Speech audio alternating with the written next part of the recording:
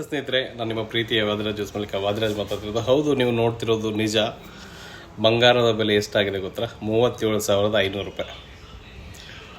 37,500 ರೂಪಾಯಿಗೂ ಕೂಡ ಬಂಗಾರದ 10 ಗ್ರಾಮ್ ಬಂಗಾರ ಸಿಗುತ್ತಾ? ವಿಚಿತ್ರ ಅನ್ನಿಸ್ತಾ ಇದೆ ಅಲ್ವಾ? ಸೊ ವಿಚಿತ್ರ ಆದರೂ ಕೂಡ ಇದು ನಿಜ. ಸ್ನೇಹಿತರೆ, ಹೇಗೆ ಇದು 37,500 ರೂಪಾಯಿಗೆ ಬಂಗಾರ ಸಿಗುತ್ತೆ? 10 ಗ್ರಾಮ್ ಬಂಗಾರ, ಅದು ಹೇಗೆ ಸಾಧ್ಯ?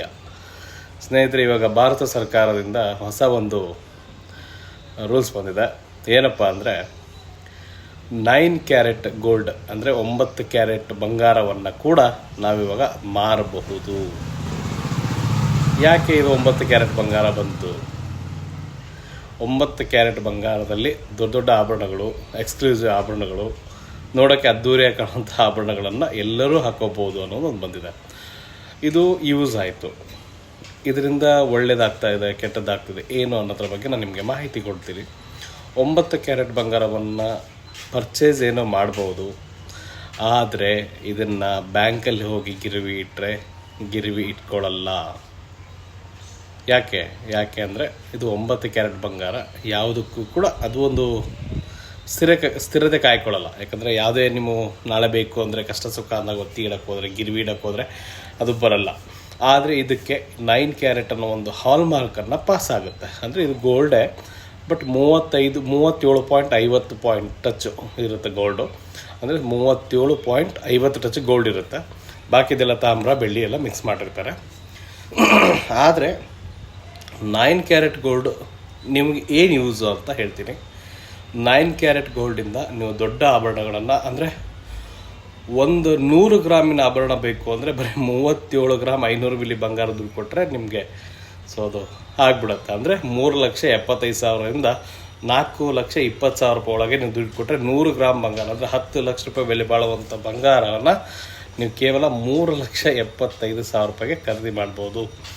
ಆದರೆ ಇದೇ 3,75,000 ರೂಪಾಯಿ ತಿರ್ಗಾ ನೀವು ಮಾರಕ್ಕೆ ಹೋದಾಗ ತುಂಬ ಕಡಿಮೆಗೆ ಹೋಗುತ್ತೆ. ಅದು ನಿಜ. ಯಾಕಂದರೆ 9 ಕ್ಯಾರೆಟ್ ಬಂಗಾರ ಏನಿದೆ ಅದು 9 ಕ್ಯಾರೆಟಿನ ಲೆಕ್ಕಕ್ಕೆ ನೀವು ವಾಪಸ್ ತಗೊಳ್ತಾರೆ.